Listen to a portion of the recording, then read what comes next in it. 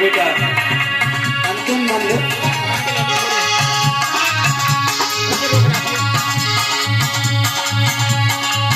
मेरे प्यार पे पाँव धरी भैया कोई भूल नहीं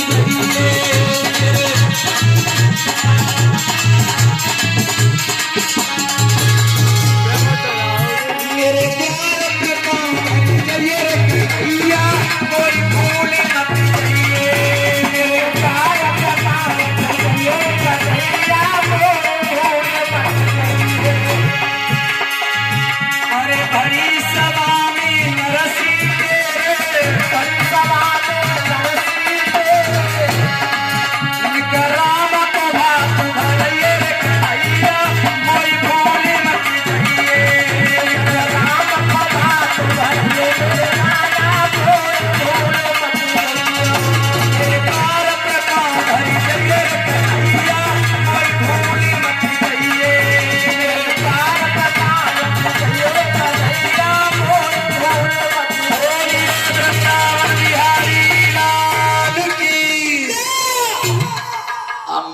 पर ये पांडा कहते हैं दमाद।